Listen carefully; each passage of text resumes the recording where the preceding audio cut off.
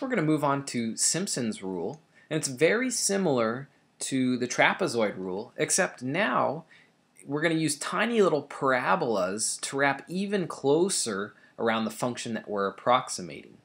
Okay? In this case, our coefficient pattern ends up being 1, 4, 2, 4, and then it ends 2, 4, 1. So notice, because this pattern goes 4, 2, 4, 2, 4, 2, 4, that n has to be even. So we must divide this up into an even number of equal subintervals. Now for this approximation, we get b minus a over 3n, and then times f of x sub 0, notice the coefficient's 1, and then plus 4 f of x sub 1, and then plus 2 f of x sub 2, so on and so forth, till we end with 2, 4, and 1.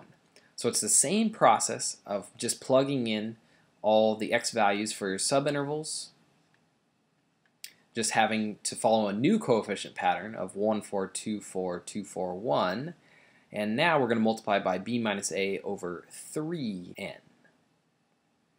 Okay, so let's use Simpson's rule to evaluate the integral for n equals 4 and n equals 8. And so we're going to go back to this sine of x1, and so we have n equals 4. So let's draw our 4 subintervals. And now we're actually going to be getting parabolas here. So the parabola is going to reach from here to here, and it's going to be approximating using parabolas. Okay? Again, if n equals 4, we can find our delta x by taking b minus a, so pi minus 0 over 4, and we get pi over 4. And notice this is an even number of intervals.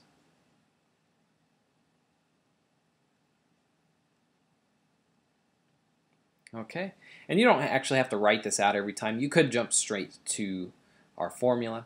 So our approximation now is going to be b minus a, so pi minus 0 over 3n, so 3 times 4, and then times f of x sub 0. So in this case, it's going to be sine of 0. And we follow the pattern, 4, 2, 4, 2, 4, and then 1 at the end. So this is going to be 4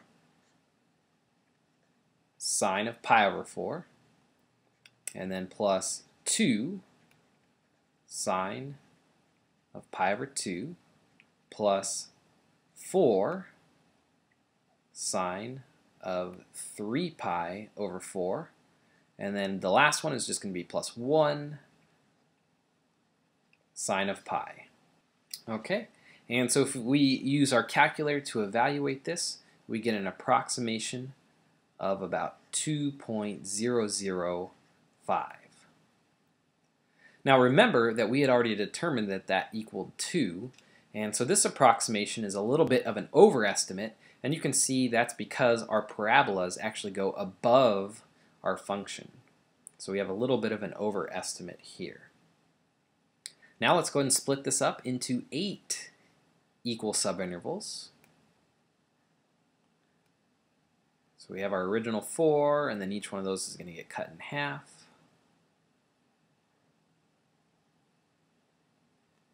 And then we can draw in our parabolas.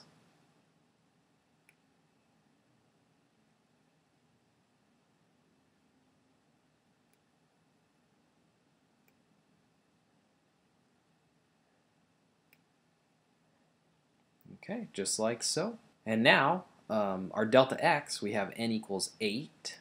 So delta x is going to be pi over 8. So we have 0, pi over 8, pi over 4, 3 pi over 8, pi over 2, 5 pi over 8, 3 pi over 4, 7 pi over 8, and finally with pi. Okay, and so let's get our approximation here. So we want b minus a over 3n. So that's going to be pi over, well, 3 times 8 now is going to be 24. So we get pi over 24 times, now we follow our coefficient pattern, so 1 sine of 0 plus 4 sine of pi over 8 plus 2, so 142 sine of pi over 4 plus 4 sine of 3 pi over 8 plus 2 sine of pi over 2 plus 4 sine of 5 pi over 8 plus, well, we just did 4, so now we're on 2 sine of 3 pi over 4 plus 4 sine of 7 pi over 8 plus 1 sine of pi.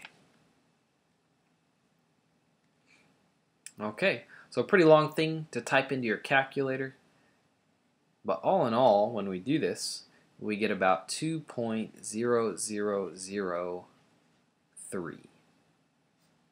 And so you can see as we increase the number of subintervals with the Simpson's rule, we do get more and more accurate, and we're getting closer to the actual value of 2.